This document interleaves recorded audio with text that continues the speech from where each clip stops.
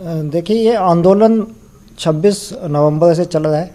तब से ये सिट इन चल रहा है दिल्ली के कुछ बॉर्डर्स के ऊपर।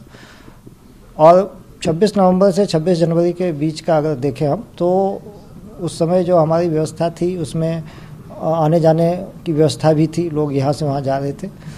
इनफैक्ट अगर हम गाजीपुर बॉर्डर की बात करें तो दिल्ली से गाजियाबाद जाने वाला रास्ता खुला हुआ भी था, उसमें वाहन भी कंटिन्यूस चल रहे थे, उसमें कोई व्यवधान नहीं था। केवल गाजियाबाद से जो दिल्ली आने वाला रास्ता है जिस पे फार्मर्स बैठे हुए हैं, वो रास्ता बंद था। 26 जनवरी को ट्रैक्टर रैली थी, प्रस्तावित जो ट्रैक्टर रैली थी, और वो हुई। और वो किस तरह से हुई, उसमें किस किस्म की गतिविधियां हुई, किस तरह की हिंसा की गई, ये सारी दुनिया ने देखा है। बैरिकेड्स तोड़े गए, तय रूट को फॉलो नहीं किया गया, समय से पहले रैली शुरू कर दी गई, और ट्रैक्टर्स का इस्तेमाल जो पुलिस बंदोबस्त में हमारे जवान लगे हुए थे उनके खिलाफ वेपन के तौर पे किया गया, और उनको कुचलने की जगह जगह पे उन ट्रैक्टर्स के माध्यम से कोशिश की गई। जो बैरिकेडिंग हमने उस दिन के रैली के लिए कर रखी थी, उन तमाम बैरिकेड्स को जगह जगह ट्रैक्टरों को, जैसा मैंने बताया, हथियार के तौर पे इस्तेमाल करके तोड़ा गया। इवन जो डंपर्स, कंटेनर्स और जर्सी बैरिकेड्स थे उनको भी ट्रैक्टरों की मदद से तोड़ दिया गया। और उसके बाद जो हिंसा शहर के अंदर कई जगहों पे हुई, जिसमें पुलिस वालों को भी निशाना बनाया गया, प्रॉपर्टी को डैमेज किया गया, ये तमाम दुनिया ने इसको देखा है। अभी भी ये धरना चल रहा है, कई बॉर्डर्स पे चल रहा है, और दिल्ली पुलिस की जवाबदेही है दिल्ली शहर के अंदर जो कानून व्यवस्था है उसको बनाए रखना, यहाँ के जो सिटीजन्स हैं उनको, उनके लॉ एंड ऑर्डर के मद्देनज़र उनको प्रोटेक्ट करना, और इन सब चीज़ों को ध्यान में ही रख के ये तमाम इंजामात बॉर्डर्स के ऊपर किए गए हैं।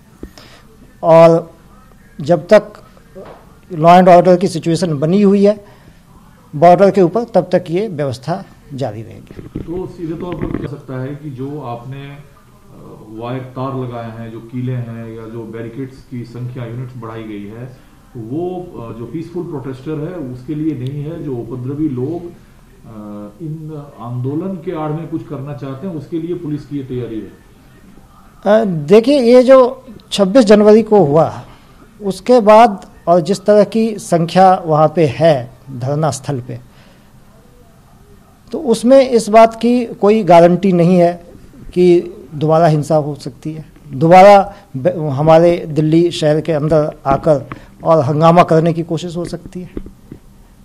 तो इस वजह से इस तरह के एहतियातन इंजामात करना निहायत ही आवश्यक थे, और इसी वजह से ये की गई। इसके अलावा और इसके पीछे कोई मकसद नहीं। थोड़ा सा एक्सप्लेन करेंगे कि इन इंतजामात में क्या क्या आपने किया है? इसके अंदर आप देखें, बैरिकेड्स की मल्टीपल लेयर्स हमने लगाई हैं।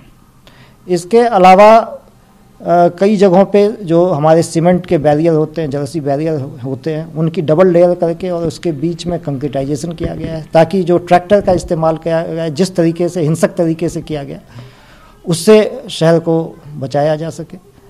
और टायर किलर्स भी हम यूज करते हैं, जहाँ पे अगर व्हीकल को वेपन के तौर पे जहाँ पे इस्तेमाल किया जाता है, तो उसमें एक बड़ा ही अप्रूव्ड एक सिस्टम है जिसमें टायर किलर का इस्तेमाल होता है, ताकि किसी व्हीकल को वेपन के तौर पे इस्तेमाल ना किया जा सके। और चूंकि 26 जनवरी को ट्रैक्टरों को वेपन के तौर पे इस्तेमाल किया गया है, इस वजह से टायर किलर की व्यवस्था की गई है। एक सवाल सर और है कि जो जवान हैं उनको स्टील के डंडे दिए गए, इस खबर पर आपकी क्या प्रतिक्रिया है?